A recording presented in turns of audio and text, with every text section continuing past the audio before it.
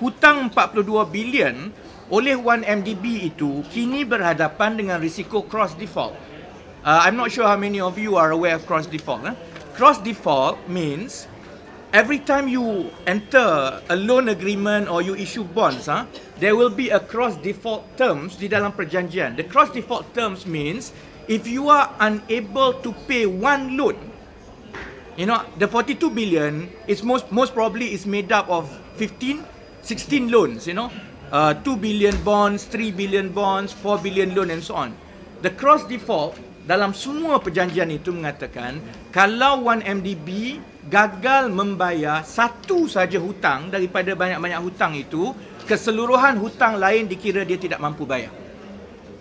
When the cross default happens, dia memberi kuasa kepada creditor, bank, pemegang bond untuk menuntut bayaran serta-merta on the spot. Itu yang 1MDB is facing now.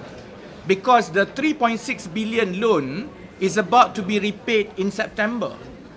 Dan bank-bank antarabangsa itu akan menuntut supaya ia dibayar lebih awal. Kalau 1MDB tidak boleh bayar 3.6 bilion itu, it will immediately cause a cross default. Maknanya 42 bilion itu perlu dibayar sekaligus. Baik, kalau itu berlaku, dia akan ada kesan yang besar kepada sistem kewangan negara.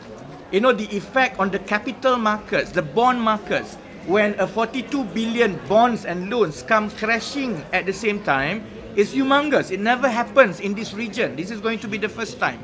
Do you think the government, any sane government, even Pakatan Rakyat government, will allow 1MDB to crash the capital markets? Sudah tentu kerajaan tidak akan benarkan.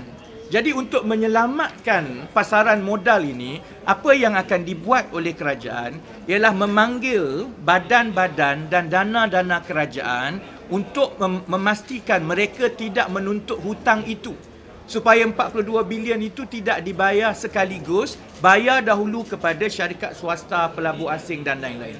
At the end of the day, in the current situation, pencarum-pencarum, depositors in tabung haji, KUAP and KWSP are looking at the worst case scenario that in the event of default, obviously the depositors in tabung haji, KUAP and KWSP, EPF, will be the last person to be able to make a claim on that money. Sebab itu saya begitu runsing dengan soal apabila KUAP dan EPF dan tabung haji mempunyai pegangan yang besar di dalam 1MDB.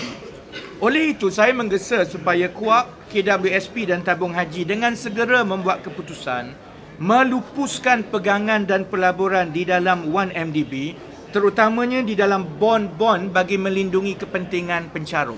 Kebanyakan daripada pegangan ini, kecuali 4 bilion ringgit yang diberikan sebagai hutang kepada SRC, kebanyakan daripada pegangan ini adalah dalam bentuk bond.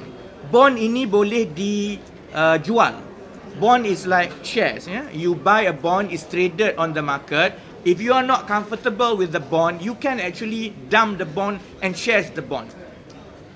I'm taking a position that it is most prudent that EPF, tabung haji and KUAP actually needs to sell the bonds now, liquidate the positions now, because it is better to recover and sell now with a slight discount rather than wait for the event of default, because if that were to happen, the depositors will have the last claim of whatever is left and remaining of 1MDB by them.